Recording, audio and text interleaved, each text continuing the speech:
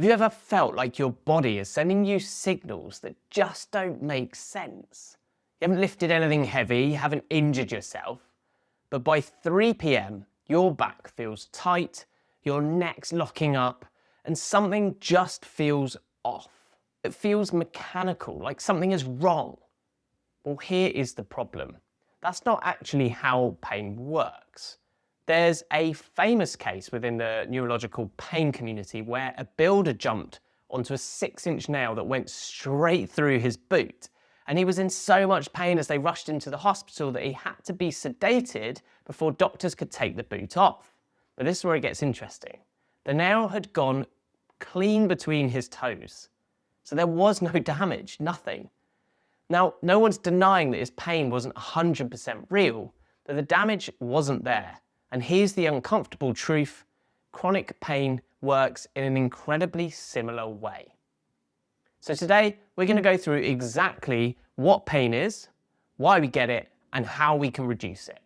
And this applies to anyone with chronic pain, but I'll be talking specifically about back pain.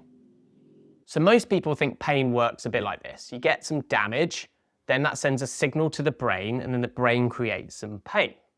It's simple and it's a mechanical idea, but modern pain science shows us something very different.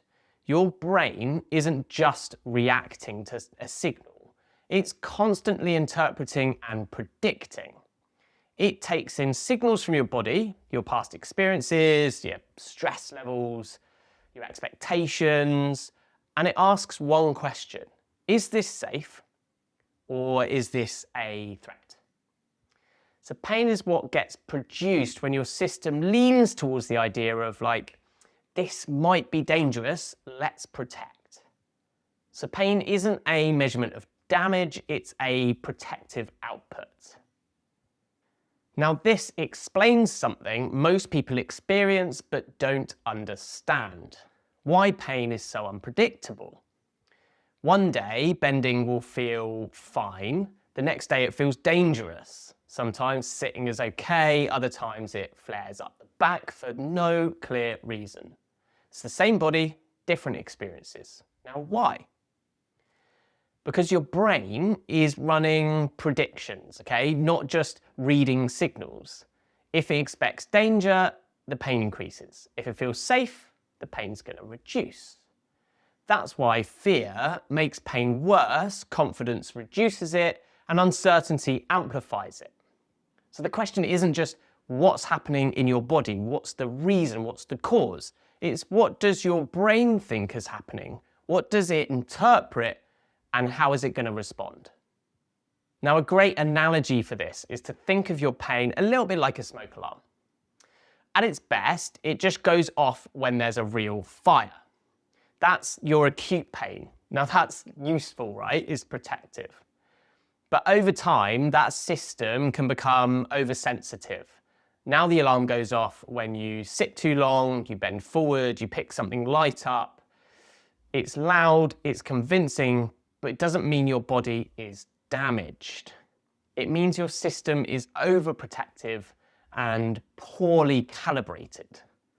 It's like a smoke alarm going off when you burn a bit of toast rather than there being an actual fire.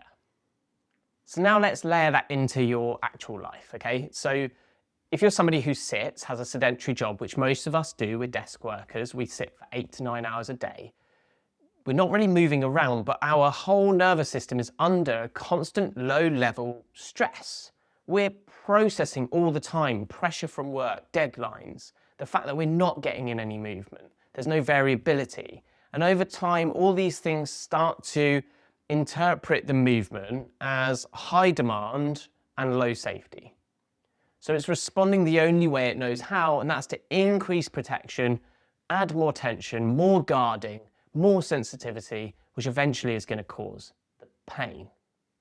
And here's where it becomes a kind of self-fulfilling negative cycle, really. The pain starts, the brain interprets that pain as some danger, you're moving less or you're moving more cautiously because your back's hurting, so your system gets less exposure to safe movement, so it increases its sensitivity so it can try and protect you even more. So now even the smallest things are giving you a threatening signal. Now the avoidance of movement, it seems logical, but it actually maintains the problem.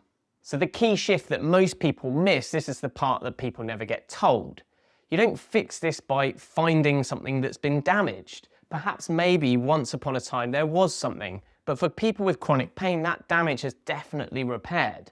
So the threat hasn't got so much to do with pain anymore. Instead, what you're dealing with is learned protection, heightened sensitivity, predictions that are out of date. So the goal isn't to fix your body, it's to kind of update the system, give it a bit of a reboot and recalibrate. So how do we do that? How do we actually change the pain? Well, you don't switch pain off. You change the inputs that create it. One of the most powerful ways to do that is through movement, not random exercise, not punishing workouts or stretches or outsourcing to other people like sports massage. So how do we actually do that? How do we change the pain? Well, firstly, you can't just switch it off. You have to change the inputs that are creating it.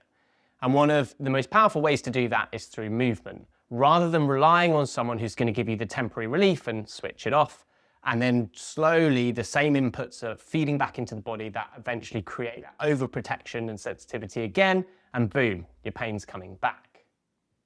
Instead, using specific controlled exposures that show your brain that you can bend, that you can move, that you can load your body safely, and that nothing bad is going to happen, that's how you provide real-world evidence of safety that will help to lower that pain sensitivity threshold. So over time, the predictions update, threat decreases, and pain output reduces. The reality is that we've reached a stage where we can't just sit for 8 to 9 hours a day and not expect something to happen.